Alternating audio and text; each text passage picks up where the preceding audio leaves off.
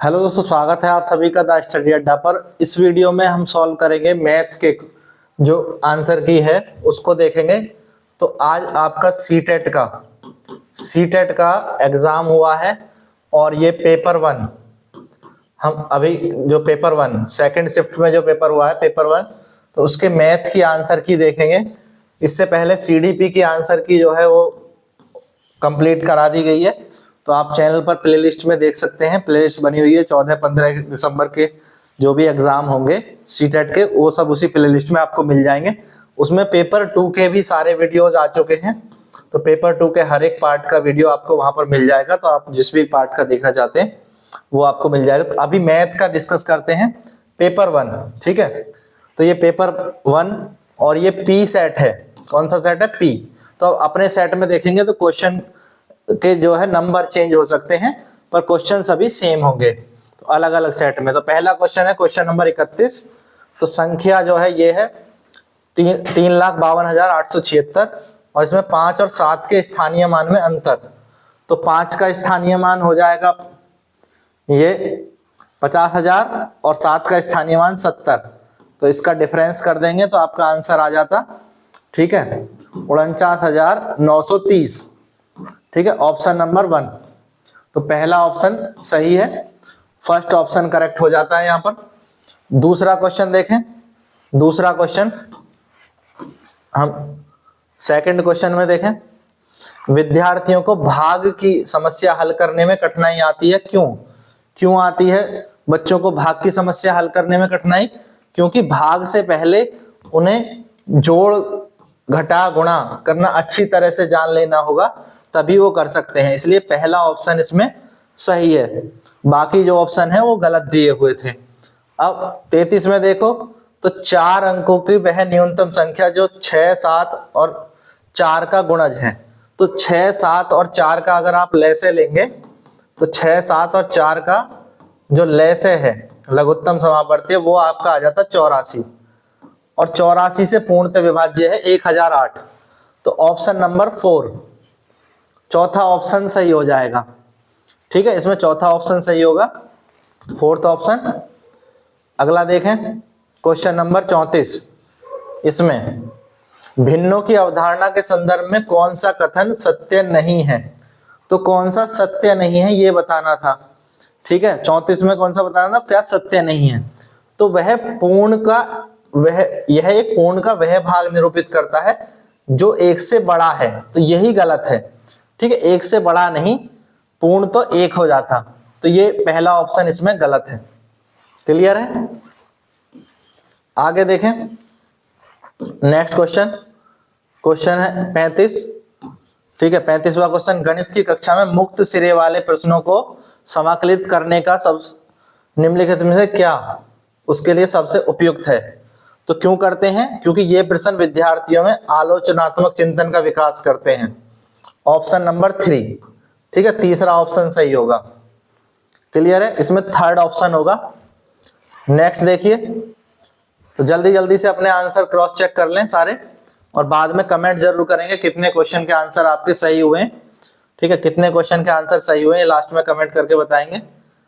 तो इसमें क्या है कि जैमिनी के बारे में यहाँ पर दिया गया। जैस्मिन जो एक आयत की विपरीत भुजाओं के 2 युग्म समांतर होते हैं, वर्ग में भी विपरीत भुजाओं के 2 युग्म समांतर होते हैं, उसी प्रकार समांतर चतुर्भुज में भी होते हैं। इसलिए आयत और वर्ग दोनों ही समांतर चतुर्भुज हैं।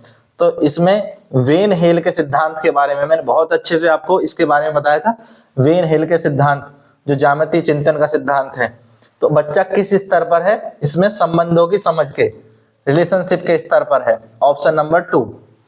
ठीक है, ये इसमें होगा, ऑप्शन नंबर 2 सही होगा 36 में। आगे देखें, ये थोड़ा सा क्वेश्चन आपको दिखाई कम दे रहा होगा, तो या तो क्वालिटी बढ़ा लीजिए। मैं बता देता हूं ये क्वेश्चन क्या था। ये था 9 किलो में से 7 किलो 7 ग्राम।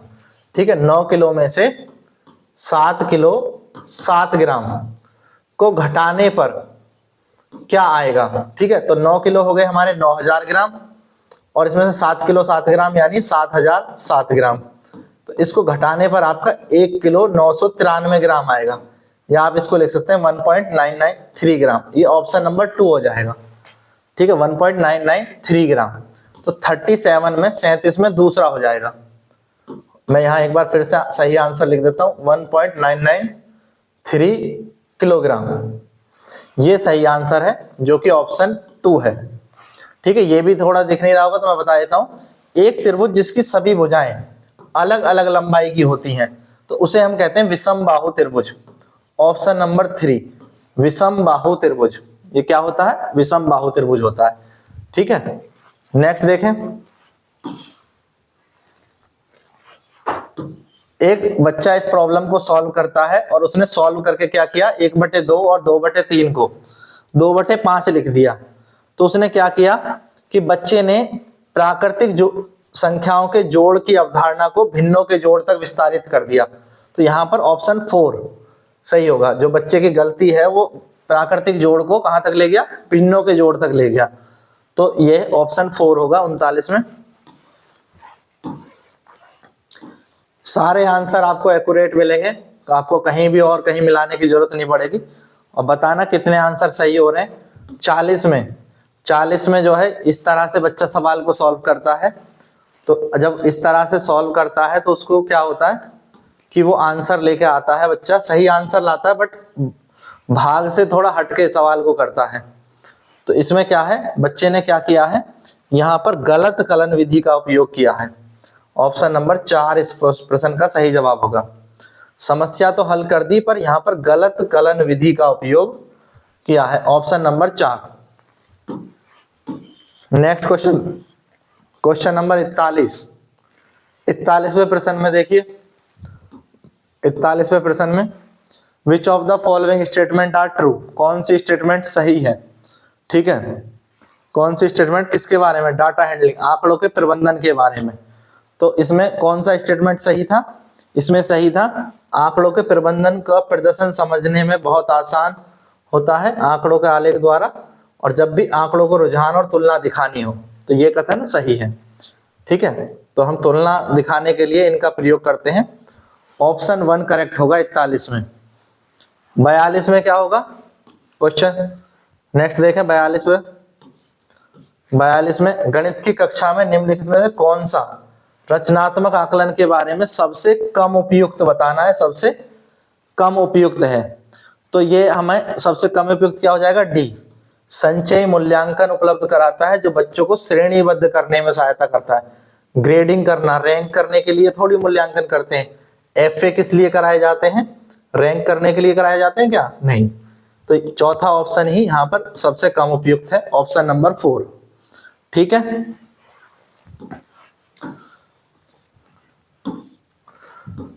43 में 31 से 60 के बीच अभाज्य संख्याओं का योग। 31 से 60 के बीच जो अभाज्य संख्या है उनका योग आने वाला है 311। ठीक है, आप जोड़ लेंगे उन सब अभाज्य संख्याओं को तो ये 311 आएगा। ठीक है, ऑप्शन नंबर 4। 44वां क्वेश्चन देखें। 44वां क्वेश्चन, तीसरी कक्षा के विद्यार्थी जब 105 को क्या लिख देता है, वो 100 और 5 इस तरह से लिख देता है। तो ऐसा लिखना क्या बताता है कि उसे स्थानीय मान की अवधारणा को समझने में सहायता की आवश्यकता है। Option number 3 he needs more help in understanding the concept of place value. बताओ यहां तक कोई डाउट है क्या? यहां तक सारे क्वेश्चन के आंसर हो रहे हैं आपके? कितने सही हो रहे हैं बता दें। और वीडियो पसंद आ रहा है तो लाइक जरूर करें, शेयर करें और चैनल को सब्सक्राइब जरूर करेंगे। ठीक है, देखें किसमें 2 सममित रेखाएं हैं, 2 सिमेट्री लाइन है, तो H होगा। H में 2 सिमेट्री लाइन है। ठीक है, ऑप्शन 1। अब यहाँ पर सबसे उपयुक्त संज्ञानात्मक कौशल क्या है? तो सबसे उपयुक्त संज्ञानात्मक कौशल है वर्गीकरण, इसके लिए जिससे समूह बना पाते हैं। तो पहला आंसर हो जाएगा इसमें क्लासिफिकेशन। फिर 47 में देखें कि इनकी जो सबसे बड़ी संख्या बनेगी इन अंकों से, और इन अंकों से जो सबसे छोटी संख्या बनेगी उनका जोड़ कितना आएगा। तो उसका जोड़ कितना आएगा, देखो इसमें ये आएगा आपका 1192209। ठीक है, ऑप्शन नंबर 4। यहां तक ठीक है, क्लियर हो गया 47 का। अगला देखिए 48वें प्रश्न को देखें। राधा 3 किलोमीटर और 725 मीटर ये सोमवार, बुधवार और शुक्रवार को चलती है 3 दिन इतना, और मंगल और बृहस्पति को चलती है 2 किलोमीटर और 9 मीटर। तो पांचों दिन टोटल मिला के कितना चलेगी ये बताना है। तो पांचों दिन जब टोटल मिला के निकालोगे तो कितना आ जाएगा आपका, तो ये आंसर आ जाएगा आपका 15 किलोमीटर और 193 मीटर, ऑप्शन नंबर डी। ठीक है, फोर्थ ऑप्शन आ जाएगा, ये आ जाएगा। इसके बाद यहां पर देखिए मिसिंग नंबर, मिसिंग नंबर में ये पैटर्न है, इसमें लुप्त संख्याएं बतानी है। तो कौन सी थी लुप्त संख्याएं, 13 और 4, ऑप्शन नंबर 4, ये लुप्त संख्याएं बतानी थी इसमें 50वें क्वेश्चन में। ठीक है, क्या क्षेत्र की अवधारणा को पढ़ाने के लिए सबसे उपयुक्त होगा, टेसेलेशंस। टेसेलेशंस मैंने दिखाए थे जब क्वेश्चन कराया था, तो इनका पिक्चर भी मैंने आपको दिखाया था, टेसेलेशंस क्या होते हैं, इनका हम कहाँ कहाँ यूज करते हैं, ये सब बताया था, ऑप्शन 1। ठीक है, टेसेलेशन का क्वेश्चन कराया हुआ प्रीवियस ईयर पेपर में, काफी सारा प्रीवियस ईयर पेपर से सेम आया है। अगर आपने प्रीवियस ईयर पेपर 4-5 किए, जो कि हमने 7-8 क्लास प्रीवियस ईयर क्वेश्चंस की करी हैं, आपकी 20 क्लास हुई है प्रीवियस ईयर क्वेश्चन की, और अगर आपने उनको ध्यान से किया होता तो बहुत सारे क्वेश्चन आपको रिपीट भी मिलते।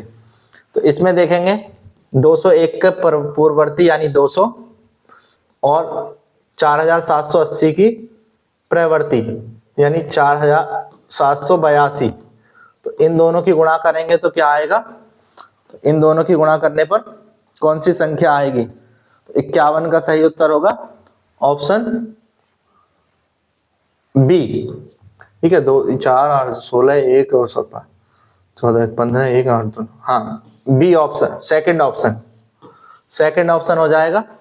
ठीक है, 9,56,452 में देखें, 52 में राष्ट्रीय शिक्षा नीति 2020 में गणित और कंप्यूटेशनल सोच के महत्व को बढ़ावा देती है। क्यों, क्योंकि यह एआई जो मशीन लर्निंग है और डेटा संचय आदि उभरती तकनीकों का आधार है। इसी के बारे में साफ साफ बोला भी गया है, एनसीएफ ये एनईपी 2020 इस पॉलिसी को जब आप पढ़ेंगे तो इसके अंदर साफ साफ ये लाइन लिखी हुई है, गणित और कंप्यूटेशनल सोच को बढ़ावा देने की बात कही गई है, क्योंकि यह किसका बेस है, एआई और मशीन लर्निंग और डेटा साइंस का, क्योंकि जो आगे की दुनिया का भविष्य भी मानी जाती हैं ये चीजें, तो इसलिए इस चीज को बढ़ावा देने की बात की गई है। तो ऑप्शन 3 यहाँ पर सही हो जाएगा, मैं यहाँ लिख देता हूँ ऑप्शन 3। नेक्स्ट क्वेश्चन है आपका क्वेश्चन नंबर 53।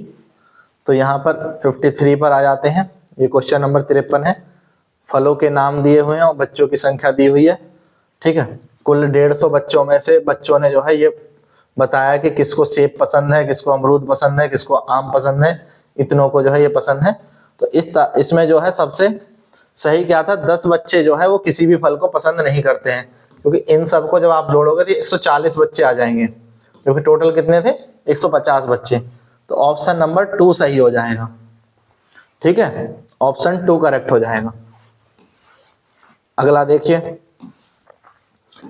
फिर एनसीएफ 2005 का क्वेश्चन आ गया, क्वेश्चन नंबर 54।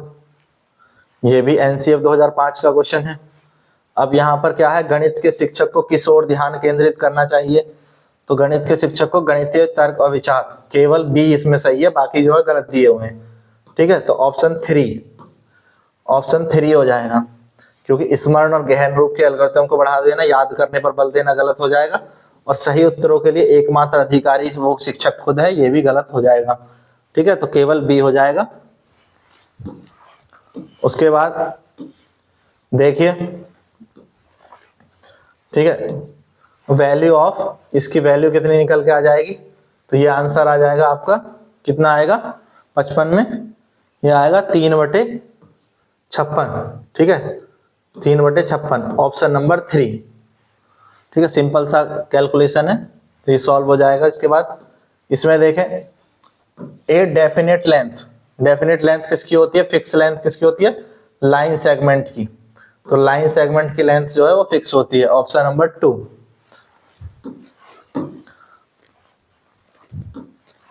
यहां पर 8 मीटर 70 सेंटीमीटर चौड़े और 40 सेंटीमीटर मोटे एक लकड़ी के फट्टे से काट करके 2 मीटर 35 सेंटीमीटर और 8 सेंटीमीटर वाले पट्टे बनाए गए, तो कितने पट्टे बनेंगे? 4 बनेंगे। ऑप्शन नंबर 4, ठीक है, 4 सही हो जाएगा। अब क्वेश्चन नंबर 58 को देखें। इनमें से कौन जो है वो इंडियन मैथमेटिक्स से संबंधित नहीं है? कौन सी किताब इंडियन भारतीय गणित से संबंधित नहीं है? चरक संहिता। चरक संहिता जो चिकित्सा से संबंधित है, ठीक है, मेडिसिन साइंस से संबंधित है, तो मेडिकल से संबंधित है, गणित से संबंधित नहीं है, तो ऑप्शन 2 हो जाएगा।